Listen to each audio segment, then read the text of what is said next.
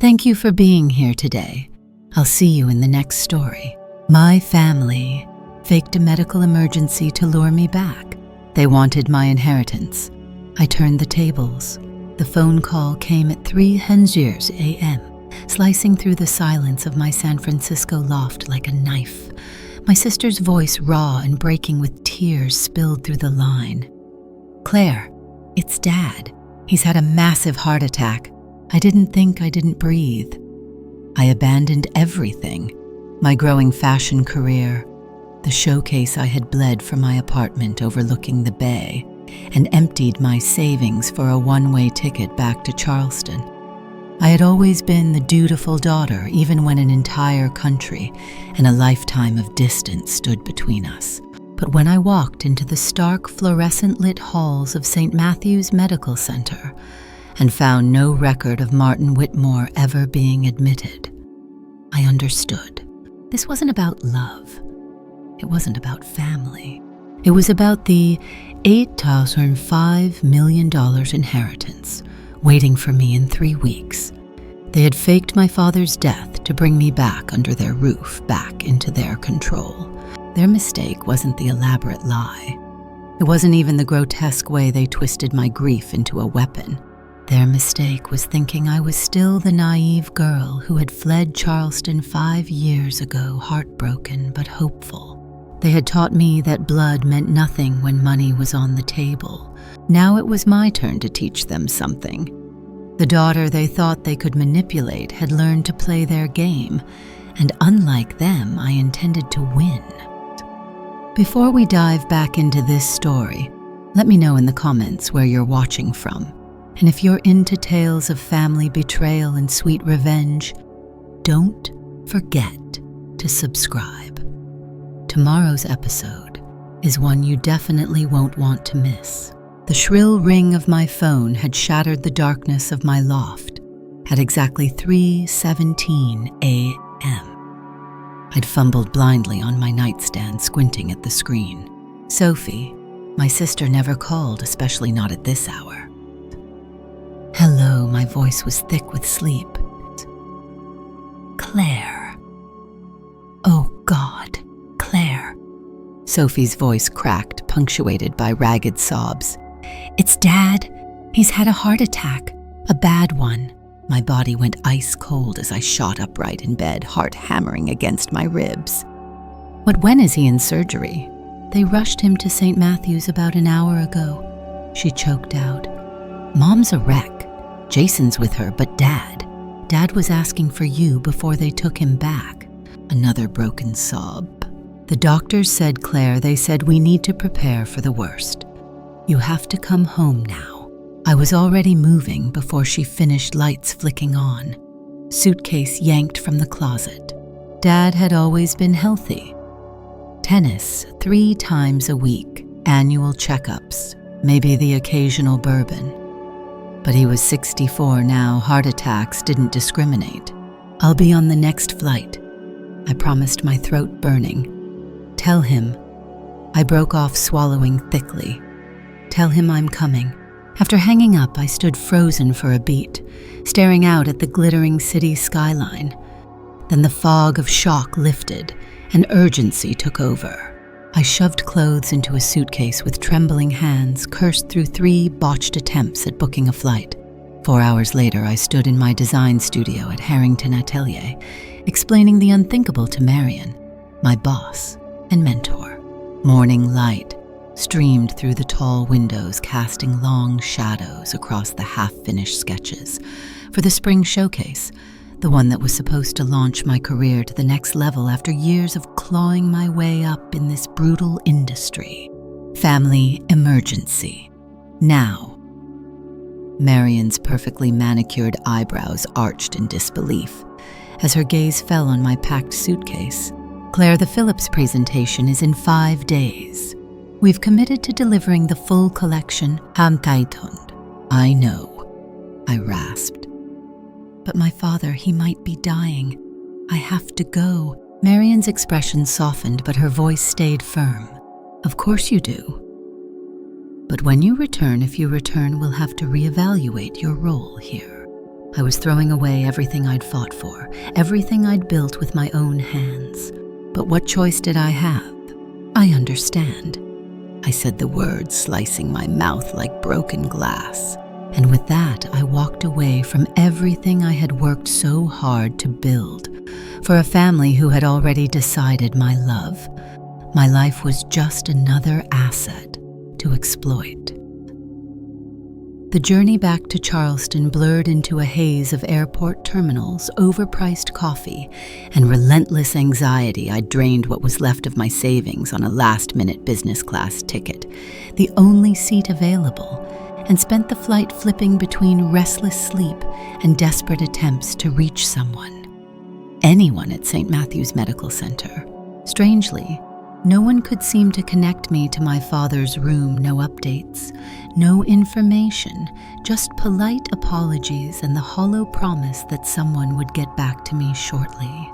During my layover in Atlanta, my phone buzzed with a text from Mrs. Agnes Carter, our longtime neighbor, a woman who had once been more of a mother to me than Patricia ever was. Be careful, Claire. Things aren't what they seem. My heart stuttered. I immediately called her back, but a man's voice answered her son from the sound of it. "She's resting," he said curtly. When I pressed for more, he hung up. As the plane descended toward Charleston, the memories came rushing in. Growing up, Dad had always been my champion. Martin Whitmore, the man who pushed me to chase my dreams when Patricia only ever saw my ambitions as childish distractions. He had been the one to stand by me when I chose San Francisco over staying to rot in the family business. Whitmore Development Group. Jason and Sophie hadn't understood. They'd called me selfish for abandoning the legacy, but I hadn't cared. Not then. Especially not after Grandpa Walter's will had come to light. Unlike my siblings who got their shares, immediately after his death, mine had been locked away, held in a trust until my 30th birthday, just 3 weeks away. Now Grandpa had insisted on one strange condition: I would only receive my inheritance if I pursued a career outside the family business. To make sure at least one Whitmore breaks the mold, his will had said. His final act of faith in me had felt like a private benediction, a way of saying, go build your own life. It had also made me a target. I just hadn't seen it yet. Jason was already waiting when I arrived at baggage claim, leaning against a pillar, like he had all the time in the world.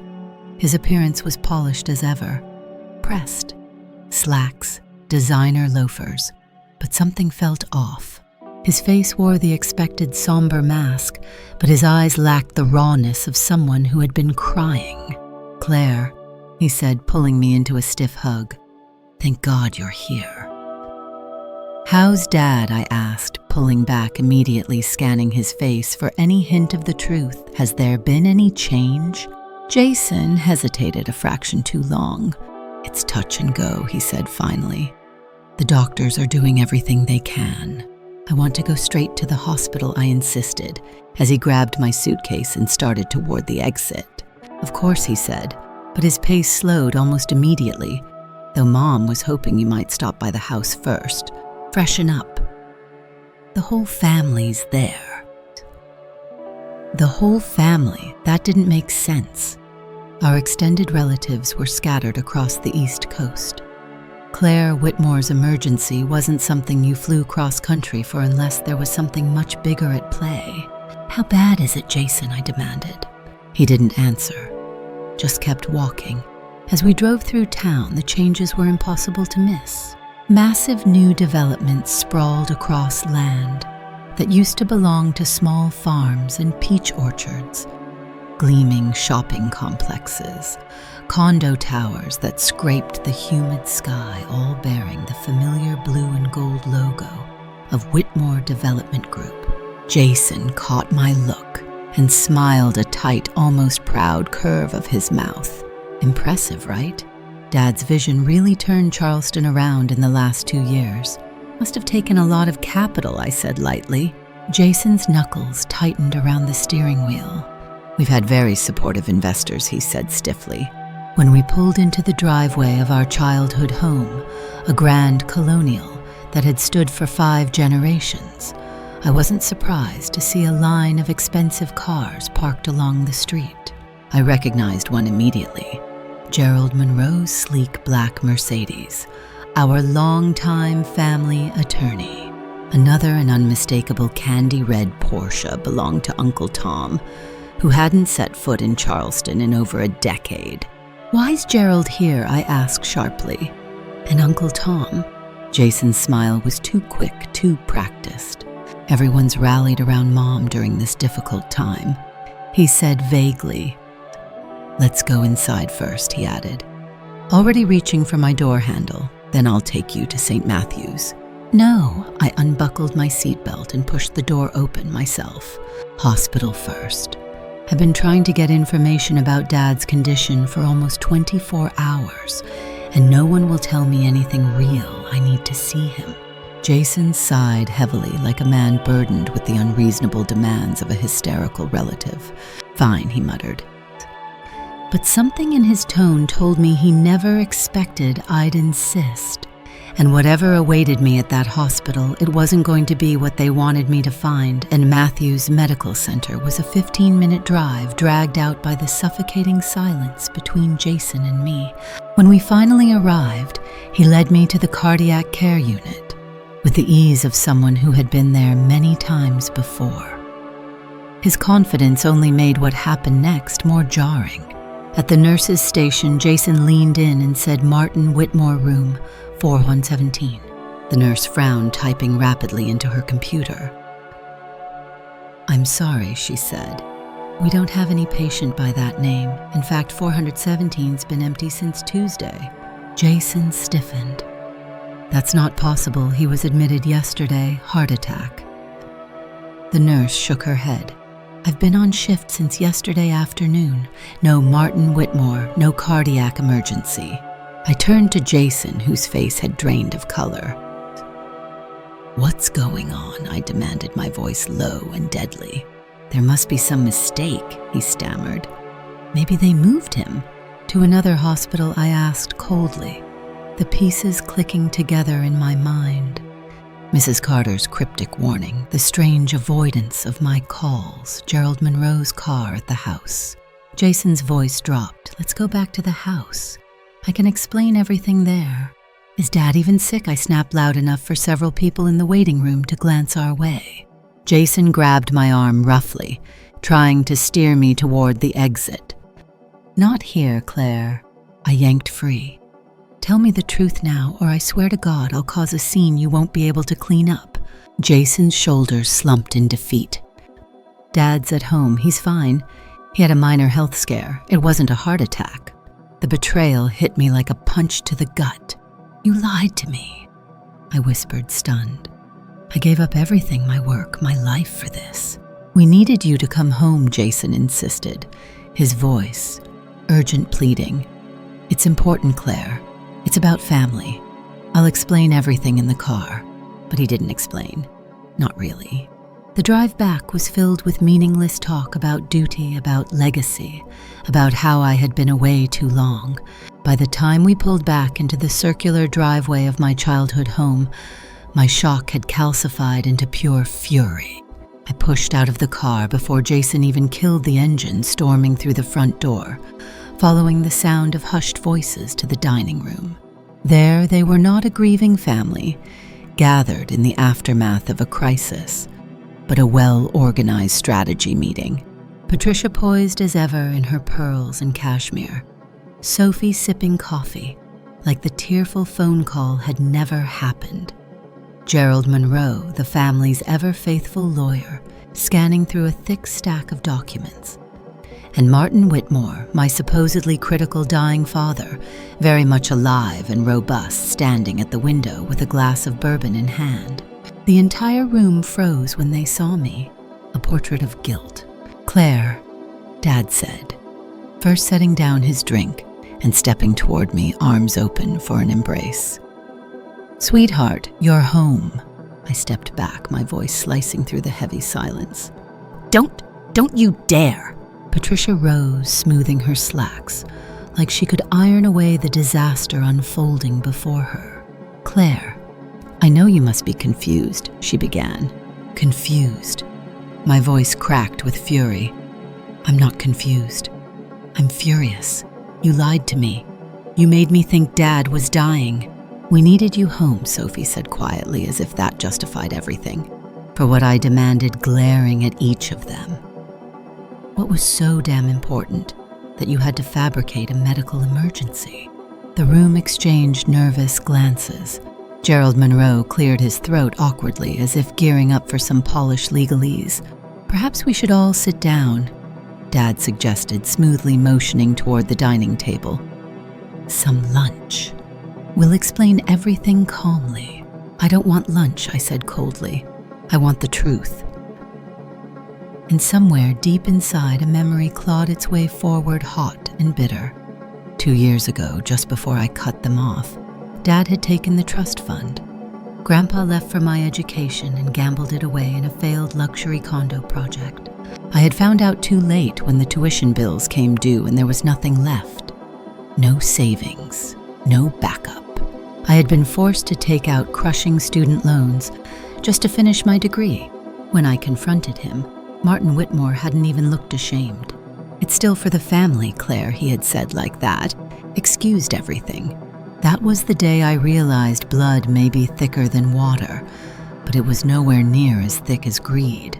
"Now, Dad, no," Martin sighed, as if the real burden here was his to bear. "There's a situation developing with the family business." He said it as if that explained everything, as if it excused everything. "We needed to discuss it with you in person, not over the phone." I stared at him, feeling the last shreds of my old loyalty burn away. "A situation so dire," I said, voice steady with fury, "that you thought it was appropriate to fake a heart attack." Patricia Ever, the polished diplomat, intervened smoothly. "We may have overreacted," she admitted, though her tone held no real remorse.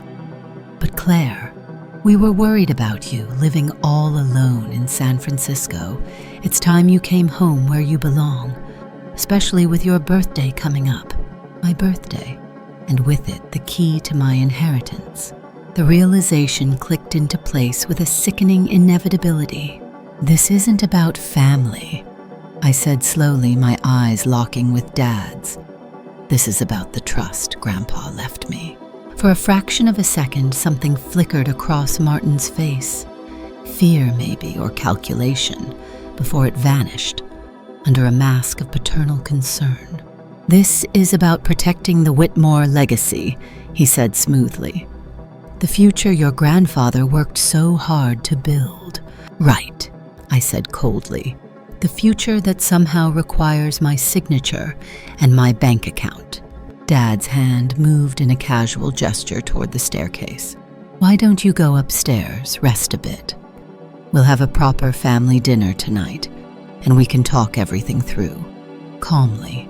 I wanted to scream, to smash the expensive vases lining the hall, to run back to the airport and leave Charleston in my dust. But I didn't.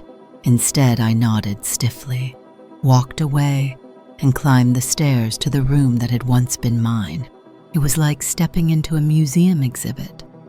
The same posters on the walls, the same quilt folded at the foot of the bed.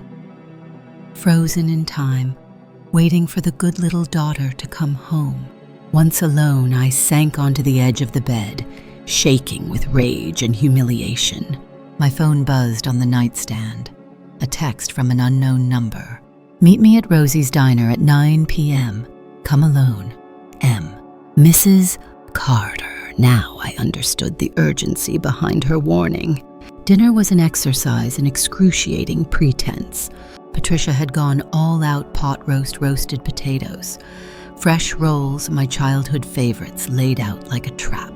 The conversation was pointedly superficial, filled with meaningless updates about distant cousins and weather complaints. But every time the topic veered toward my life in San Francisco or my looming birthday, I caught the quick, sharp glances exchanged between my parents. After dinner, Martin invited everyone for brandy in his study. I claimed exhaustion and jet lag. No one protested too much. They probably welcomed the chance to strategize without me. At 8:45, dressed in jeans and a dark sweater, I slipped out the back door and headed toward Rosie's diner. It was still exactly as I remembered it. Red vinyl booths, neon lights buzzing faintly, the smell of frying bacon clinging to the air. Mrs. Agnes Carter sat tucked into a corner booth, a mug of tea cradled between her hands. At 78, she was still sharp-eyed and formidable, the woman who had once taught half the kids in Charleston proper grammar, and a healthy fear of misplaced loyalty. "I wasn't sure you'd come," she said as I slid into the booth across from her. "I almost didn't," I admitted. The waitress appeared and I ordered a coffee. Only when she left did I lean in, voice low. "What's going on, Mrs. Carter? Why did they really bring me back?" Her lips thinned. "They faked a heart attack." I said, "Who does that?" "Desperate people," she said simply. "Your family's in serious trouble, Claire. Financial trouble." I sat back, heart thudding. "How serious?" "The company expanded too fast," she said, keeping her voice low. "Your father leveraged everything, properties, partnerships, even personal assets on risky developments. And they're not panning out. Investors are nervous, loans are being called in, and there are whispers about improper practices." I thought of the shiny new developments bearing the Whitmore crest, the hush in Jason's voice when talking about supportive investors. "And they need my inheritance to bail them out," I said. Bingo. Mrs. Carter reached into her bag and pulled out a folded newspaper, sliding it across the table. The headline on the business section was small but deadly. "Whitmore Development faces investor lawsuit. Construction halted on Lakeside project." "And that's just the tip of the iceberg," she said. "Your mother's been selling off jewelry quietly. Your father's country club membership suspended. And Jason's been cozying up to the kind of lenders that don't come with a nice banker's handshake." Yes. I closed my hands around my coffee mug, grounding myself. "Why are you telling me all this?" I asked. Her eyes, faded blue but still piercing, met mine. "Because Walter Whitmore was my friend. He set up that trust to protect you. Because he didn't trust Martin to protect anything but himself." I swallowed hard, the full weight of what she was saying, pressing down on me. "So what do I do?" I whispered. Mrs. Carter smiled grimly. "That depends, Claire. Do you want to save your family?" She leaned closer. "Or do you want to save yourself?" That night, sleep was a lost cause. I lay awake in the frozen stillness of my childhood room, Mrs. Carter's question echoing in my mind. And slowly, steadily, the answer began to take shape. I wasn't the naive girl who left Charleston 5 years ago. This time, I wasn't here to save anyone but myself. By morning, I had decided on a strategy. I would pretend to cooperate, feign cautious optimism, while gathering every piece of information they were foolish enough to hand me. I needed to understand exactly what they were planning before I decided how to destroy it. At breakfast, I put on my best mask of regret, apologizing for my overreaction the previous night. "It was the shock and the jet lag," I said, voice shaking just enough to seem sincere. The relief on their faces would have been comical if it hadn't been so pathetic. "We understand completely, sweetheart," Patricia said, squeezing my hand. "We should have been more sensitive. We just missed you so much. I'm just glad Dad's okay." I murmured the words, tasting like ash in my mouth. "And I'm here now, so let's talk about what's really going on." Dad exchanged a glance with Mom before clearing his throat. "After breakfast, Gerald will come by. He'll explain some opportunities for the family business ones, where your participation would be particularly valuable." "My participation," I repeated flatly. or my inheritance. Another fleeting glance between them. Both, Martin admitted. Your grandfather's trust is about to mature, and the timing couldn't be more perfect for a significant investment in Whitmore Development Group. Perfect for them, I thought.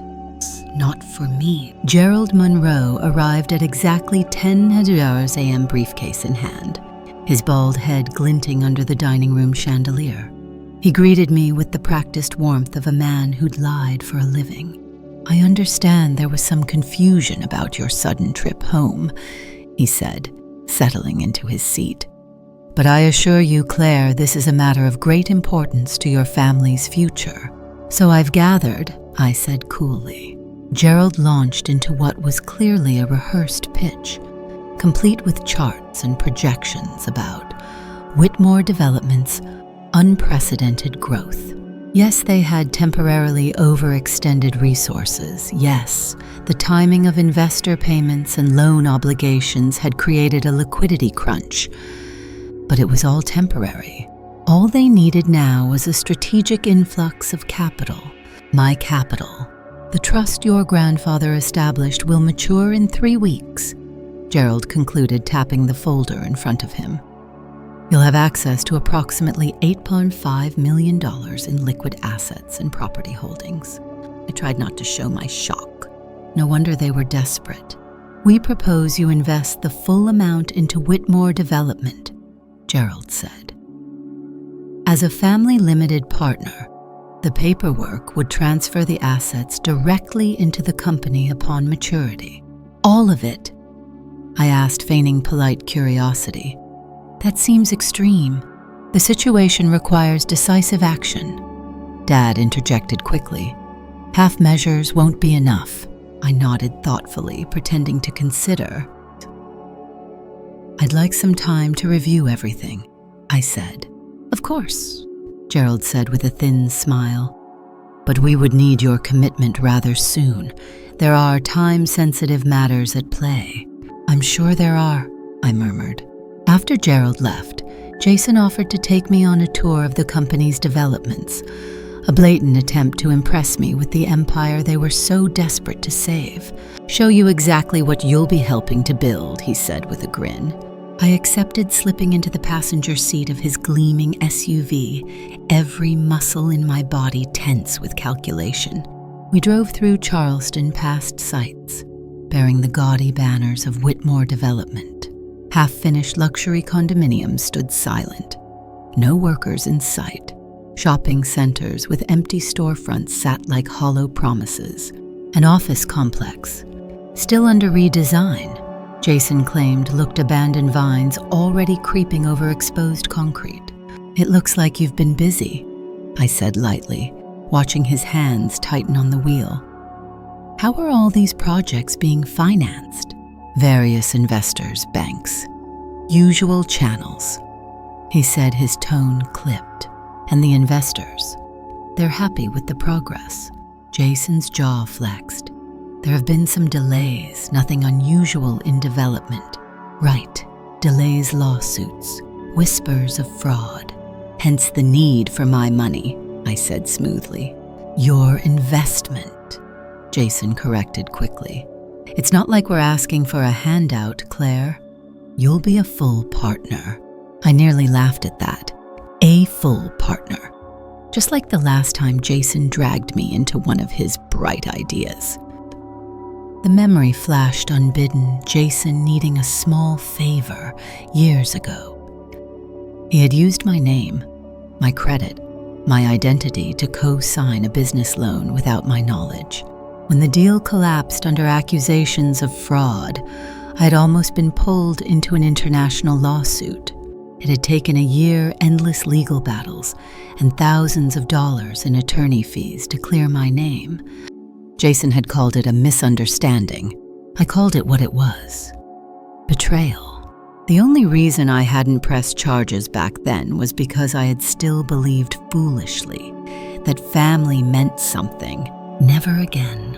This time, I wasn't here to rescue Jason or any of them. I was here to bury them. That evening, Patricia cornered me in the kitchen while I was making tea. For the first time, I noticed the strain etched into her perfect features, the faint tremor in her usually steady hands. "Claire," she began, hesitantly, voice low. "I know yesterday was shocking, and I truly am sorry for the deception."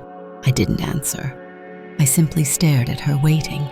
"You have to understand," she pressed, glancing toward the doorway like she was afraid someone might overhear. "We're facing a very difficult situation." "Then explain it to me," I said, tone sharp. "The truth, this time." She shifted uncomfortably, then leaned in closer. "Your father has mortgaged everything," she whispered. "The house, my inheritance from my parents, our retirement savings, every asset we had." I blinked, feeling the magnitude of it settle in my gut like lead. "If these projects don't start generating returns soon," she continued, "we'll lose it all, everything the Whitmores have built for generations." For a fleeting moment, her vulnerability seemed real.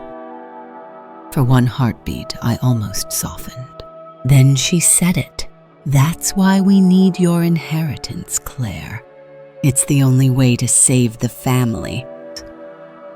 Not we need your help, not we value your expertise. No, they needed my money, as if it already belonged to them."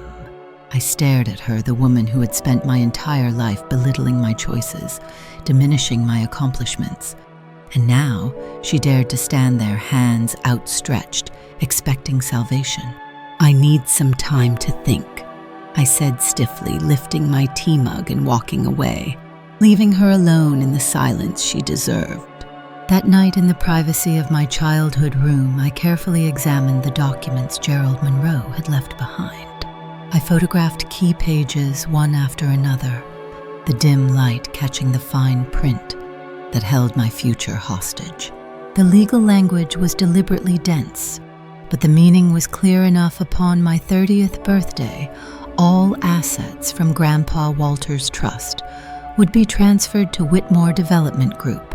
In exchange, I would receive a minority partnership interest, a powerless title that could be diluted or dissolved at the board's discretion.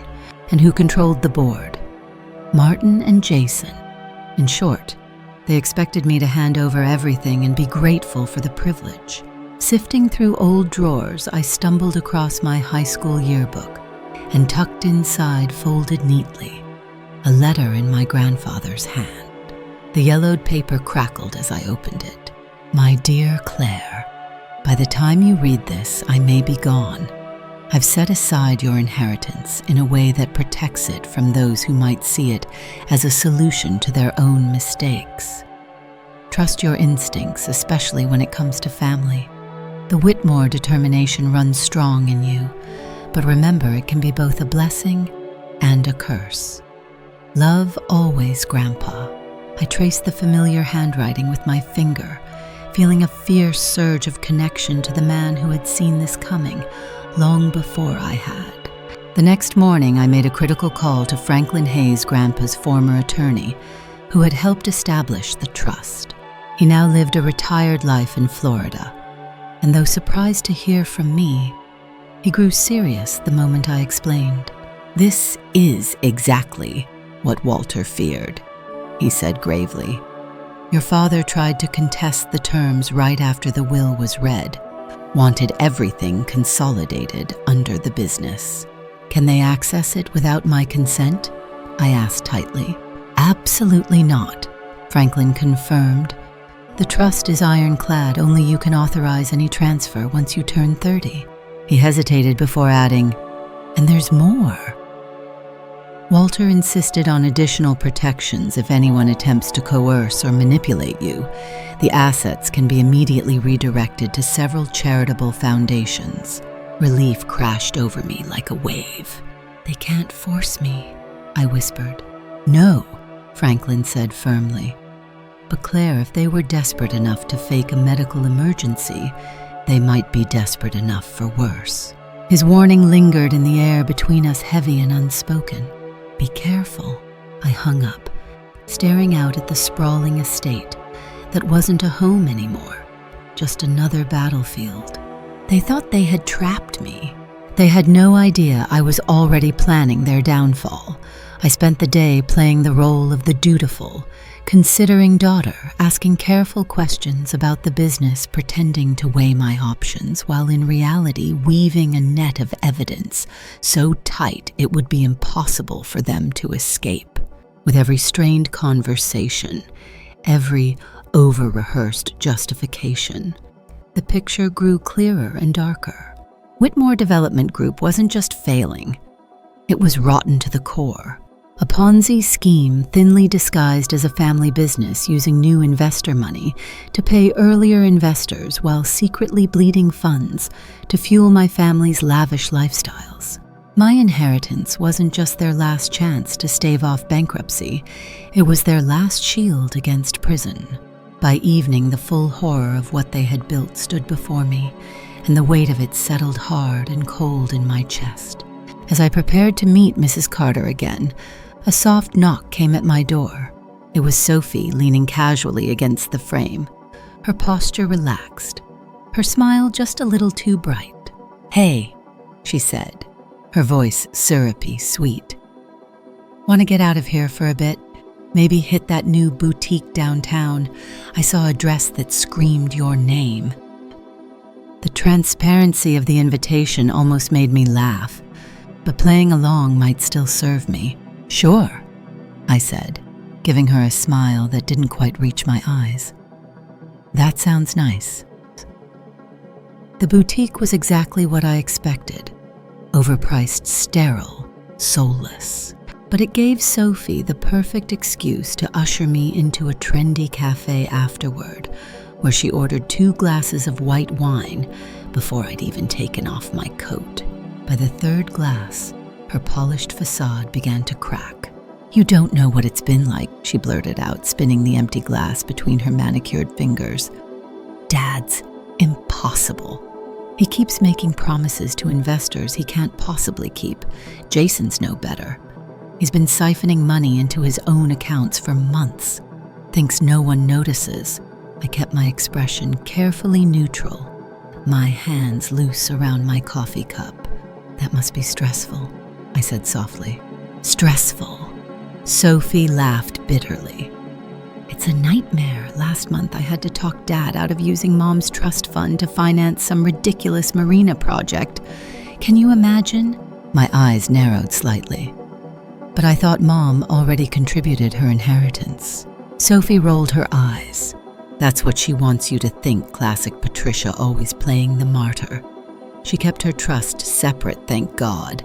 And between us," she lowered her voice conspiratorially, "she's been moving assets into her maiden name for months now, preparing for the worst. So even my mother didn't trust the empire she was forcing me to save. And if I don't sign over my inheritance," I asked casually. Sophie's face darkened immediately. "Don't even joke about that," she hissed. "We're talking bankruptcy, lawsuits. Worse, Dad's been borrowing from, let's just say, less than reputable sources. People you don't want to disappoint." Her fingers clutched my hand, suddenly desperate. "Claire, I know it looks bad. The way we brought you home, it was wrong, but we're family. We need to stick together." I squeezed her hand gently, the way a surgeon might comfort a patient before making the first incision. "I'm thinking about it," I said. "Really, I am." That evening, under the pretense of a catching-up meeting, I met Ryan Blake, my high school boyfriend, now an investigator for the state's financial crimes unit. We chose a quiet coffee shop 2 towns over, far from prying eyes. Ryan had changed, broader shoulders, steadier gaze, but the sharp intelligence behind his eyes was the same. After a few pleasantries, he leaned in. "So," he said, voice low, "what's this hypothetical situation you mentioned?" I laid it out in general terms, no names, no specific locations, but Ryan's frown deepened with every word. "Based on what you're describing, Cassie," he said finally, "we're looking at potential wire fraud securities, fraud, investor deception, and maybe even money laundering depending on those unorthodox financing sources. My mouth went dry. How serious? Federal charges serious. Years in prison serious. He paused. And if anyone knows about this and doesn't report it, they could be charged as an accessory. He studied me for a long moment. Claire, he said quietly, if this is about your family, and I think we both know it is, you need to be careful. People facing federal prison will do desperate, ugly things. I nodded, feeling the weight of it settle over me. That night, I created a secure cloud drive and uploaded everything. Photos of documents, recordings of conversations, thankfully. South Carolina was a one-party consent state. Timelines and detailed notes. Copies of the false financial projections I'd found hidden in Dad's study. If anything happened to me, the truth would survive. The next morning, Martin announced that a major investor would be visiting in 3 days and needed assurances of new capital, an artificial deadline, a pressure tactic. 3 days, plenty of time. I just need to make a few calls to tie up loose ends in San Francisco, I said sweetly. The relief on Dad's face was almost laughable. He believed I was capitulating. He believed the trap had worked. While they strategized, I was executing my real plan. With Margaret Carter's introduction, I hired her nephew, a private investigator specializing in financial crimes. For a steep fee, he handed me damning reports. Offshore accounts in the Caymans, properties hidden under shell companies, systematic misrepresentation of assets spanning back years. This wasn't a failing business. It was a criminal enterprise built on arrogance and lies. Ryan connected me with federal and state authorities, while Franklin Hayes prepared formal complaints, time to hit regulators the day my father expected me to sign. I wasn't just protecting my inheritance anymore. I was protecting every contractor unpaid, every retiree swindled, every dream my family had casually crushed in their pursuit of wealth. The evening before the signing, the family orchestrated what amounted to an emotional ambush. Extended relatives I hadn't seen in years showed up. Aunts and uncles delivered solemn speeches about loyalty and legacy. My mother's typically reserved brother even made a rare appearance to pressure me. When Dad called for a toast to family unity and future prosperity, I raised my glass along with everyone else. Tomorrow, their facade would shatter into dust. That night, in the hush of my childhood room, I sat at my old desk and wrote my final speech. The words flowed easily now, forged from betrayal and a cold, unwavering clarity. My phone buzzed, a text from Ryan. Everything in place for tomorrow. Are you sure about this? I thought of my grandfather's letter, of Mrs. Carter's fierce loyalty, of the community members who trusted Whitmore Development with their dreams, and of the calculated cruelty my own bloodline had shown me, manipulating my grief, my love, my memories. I texted back without hesitation. I'm sure it's time to end this. I woke before dawn on the day of reckoning, my mind startlingly clear. For a moment, I lay still in my childhood bed, staring up at the faded glow in the dark stars Martin had helped me stick to the ceiling when I was 8. The memory twisted like a knife inside me. That father, the one who had lifted me onto his shoulders to place the highest star, felt like a stranger now, a ghost, long gone. By 7 a.m., I was dressed in the most businesslike outfit I had packed, a charcoal pencil skirt, a crisp cream blouse, and low heels that clicked sharply against the polished wood floors. The house buzzed with a strange energy, something between forced optimism and mounting dread. Patricia was in the kitchen arranging an assortment of pastries on the best china. "You're up early," she commented, her gaze sweeping critically over my outfit, "and dressed for business." "It's a business decision," I said mildly, pouring myself coffee. She hesitated, then forcing a tight smile, said, "It's a family decision." I didn't bother answering. Upstairs, I could hear Martin on the phone. his voice overly cheerful, no doubt spinning the usual half-truths to desperate investors. Jason was out picking up Gerald Monroe, and Sophie was probably still passed out upstairs from last night's celebratory wine. With an hour to spare, I slipped out the back door and walked briskly to the end of our street, where Ryan Blake waited in an unmarked car engine running. "Last chance to back out," he said as I slid into the passenger seat. I handed him the USB drive containing everything: documents, photos, recordings, timelines. "Not a chance," I said. "Is everyone in position?" "Size EC, FBI, State Financial Crimes Unit. They're standing by, waiting on your signal, and..." Ryan's expression sobered. "Claire, you understand what this means for your family, right?" "There's no putting the genie back in the bottle." "I know exactly what it means," I said. This wasn't just about me anymore. It was about every victim they had swindled, every family they had ruined, to pad their own pockets. Back at the house, Jason had returned with Gerald Monroe, who was meticulously laying out documents on the dining room table, like a surgeon preparing for an operation. Martin hovered nearby, bourbon in hand. Despite the early hour, Patricia flitted nervously, adjusting flower arrangements and smoothing invisible wrinkles from the tablecloth. "Where's Sophie?" I asked. "Getting dressed," Patricia replied tightly. "She'll be down soon."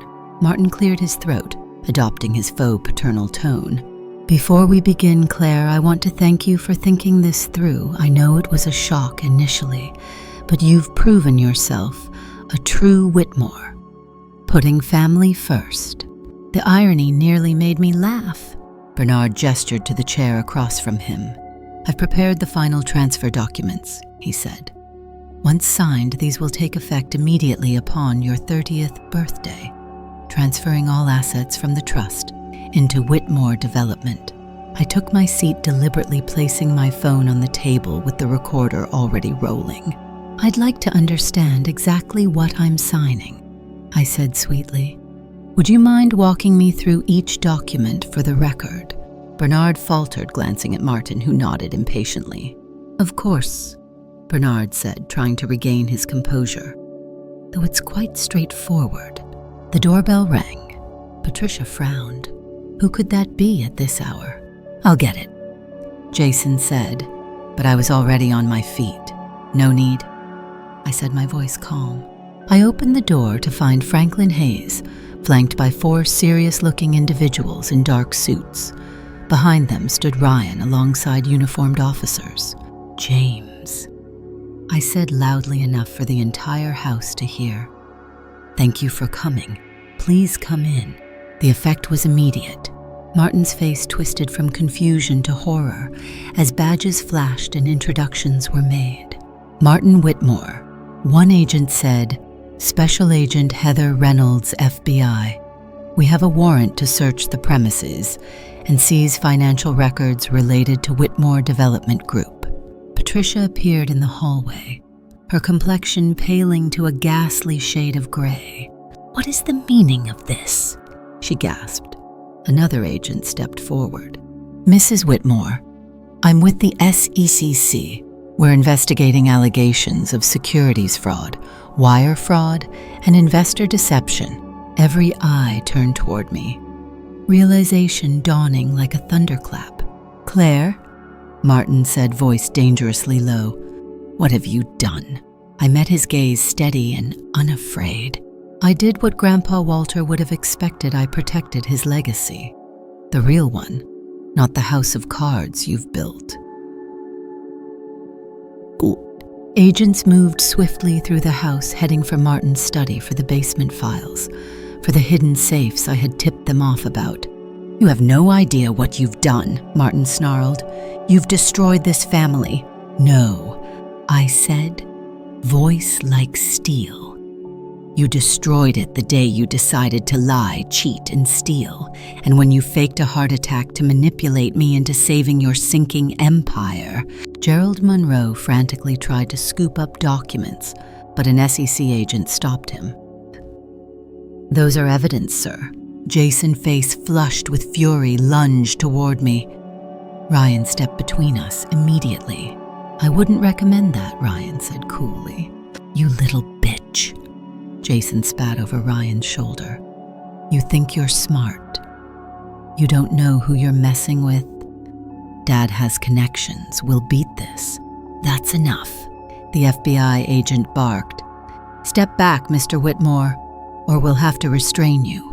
Patricia slumped into a chair, her carefully composed mask cracking wide open. "Claire," she whispered, "how could you do this to us? We're your family." I stared at her for a long, painful beat. "Exactly," I said. "And real family doesn't exploit each other. Real family doesn't lie and steal to survive." I opened my briefcase and handed Franklin Hayes the second folder. I'd prepared evidence, not only of the current fraud, but also the records of what they had done to Aunt Rebecca years ago. The sister they claimed had died of cancer. The truth, she had died by suicide after being stripped of her inheritance in a similar scheme. Martin's face went ashen. "Who told you about Rebecca?" he choked. "Public records," I said, "and death certificates that list suicide, not cancer." I turned to face the room, the family who had once treated me like a pawn.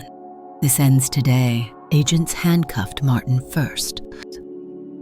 "Charles Martin Whitmore," Agent Reynolds said, "you're under arrest for securities fraud, wire fraud, and conspiracy to commit financial crimes." Jason and Patricia soon followed, faces blank, eyes hollow. Bernard Monroe was taken into custody for aiding and abetting fraud. Only Sophie remained momentarily free, her involvement harder to prove. As officers escorted her upstairs to get dressed, she paused beside me. "You could have warned me," she hissed. "Like you warned me when you dragged me back here with lies," I said softly. "You made your choice."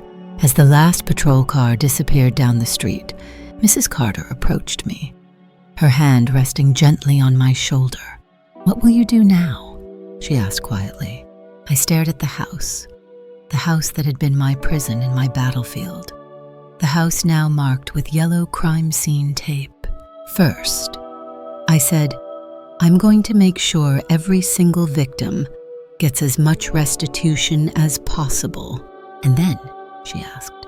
"Then," I smiled faintly, "I'm going back to San Francisco, to whatever life I can rebuild." She squeezed my hand. "I don't think you're running away, Claire.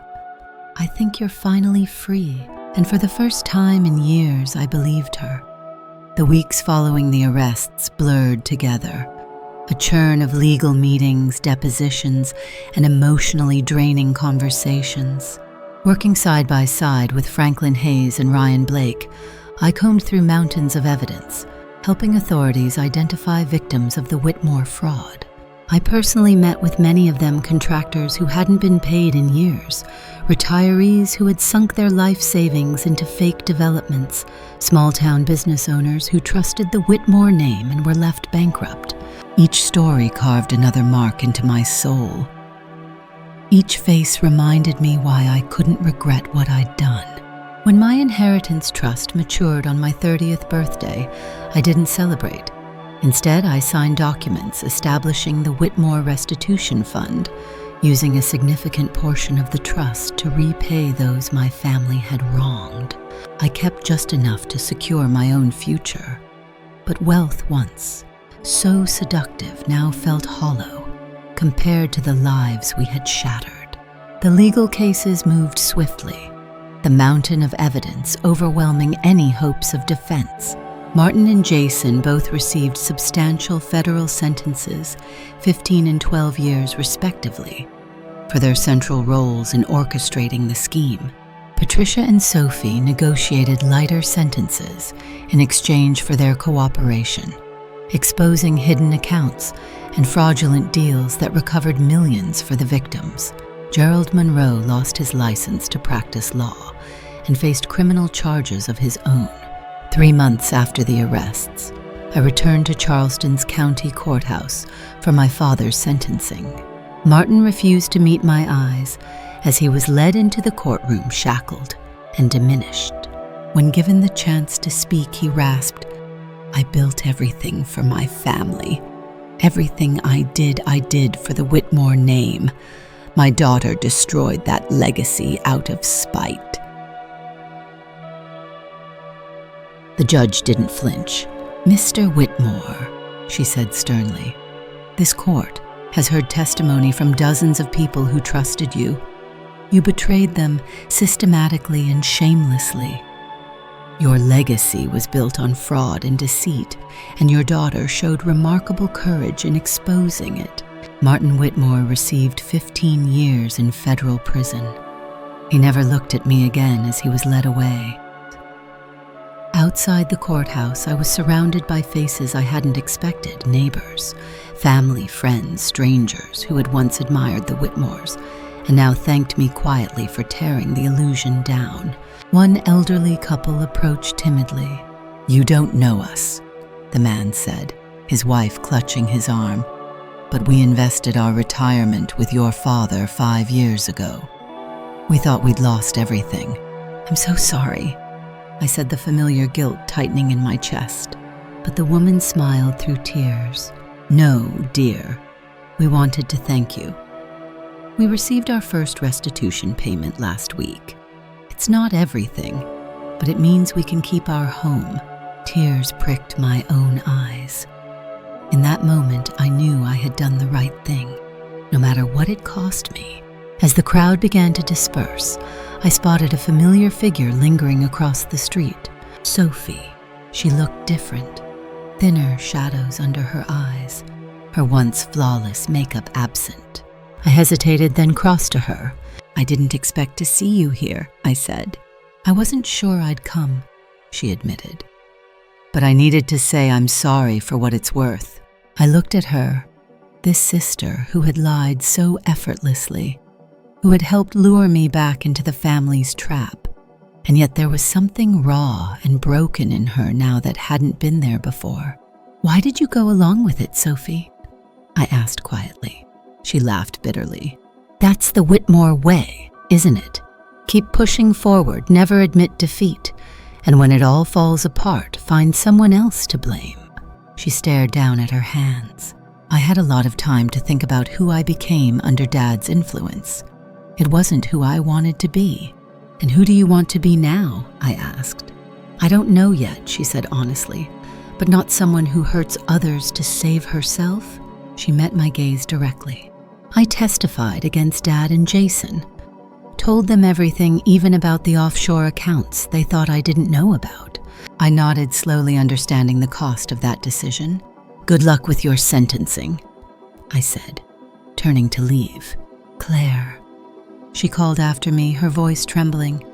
"For what it's worth, I really am sorry about the phone call, about everything." "I know," I said, and surprised myself by meaning it. 1 year later, I stood in the newly renovated space that had once been Whitmore Development's headquarters. The family name was gone, stripped from the facade. In its place, Community Development Partners, a non-profit dedicated to completing abandoned projects, ethically creating jobs, rebuilding lives. A portion of every dollar earned flowed directly back into the restitution fund. Mrs. Agnes Carter sat proudly on our board along with local business leaders and financial ethics experts. Ryan Blake consulted periodically on compliance issues, though these days our coffee meetings often ended with lingering conversations about everything but work. Slowly, carefully, I rebuilt a life not poisoned by ambition or greed, but grounded in service and integrity. One autumn afternoon, a letter arrived at my London flat from Patricia. The first real letter she had ever written me in my life. She was serving her 3-year sentence at the federal women's prison in Georgia. The handwriting was surprisingly neat, the tone pleading. "Claire, I know I have no right to ask anything of you, but the judge is reviewing my case for potential sentence reduction. If you could find it in your heart to advocate for me, Even just a letter, it could make all the difference. Please, I was weak, I was wrong, but I am still your mother.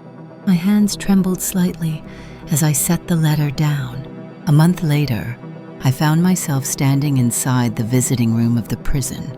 Patricia looked almost unchanged. Her hair neatly styled her back as straight as ever, but her eyes, once so cold, now seemed hollow. "Claire," she said, her voice breaking with genuine shock. "I didn't think you'd come." "Neither did I said, sitting across from her. There was a long, painful silence. "I know I can't undo what I've done," she said finally. "But Claire, they're giving me a chance at early release. If you could speak for me, it would matter." She reached across the table, tentative. "Please, I don't deserve your forgiveness, but I don't want to die in here." I stared at her hand, at the woman who once forced an 18-year-old me to sign falsified documents. "Just a formality," she said, "to help cover Martin's illegal loans," the woman who, when I had protested coldly, reminded me that family loyalty came before everything. This woman now begged for mercy. She had never offered anyone else. I sat back in my chair. Patricia's eyes filled with tears. "I was afraid," she whispered. "Afraid of losing everything."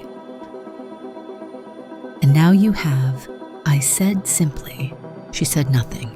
There was nothing left to say. I stood slowly. "I won't advocate for you," I said, voice steady, "because this isn't just about what you did to me. It's about everyone you hurt, everyone you lied to, everyone you left broken." Patricia's face crumpled, but I didn't waver. I walked away without looking back. 3 years to the day after my family's downfall, I stood on the rooftop terrace of my London flat. The sunset painted the sky in brilliant shades of orange and pink. My phone buzzed. Ryan's name lit up the screen. "Landing tomorrow morning. Can't wait to see you." Margaret had sent photos from Charleston, the latest community garden project we had funded. Elise, newly released, was working with a prison reform advocacy group, now using her voice for something real. Martin and Jason remained behind bars, still refusing responsibility for what they'd done. That pain, the pain of losing the family I'd once loved, would always be there, a dull ache under my ribs. But it no longer controlled me.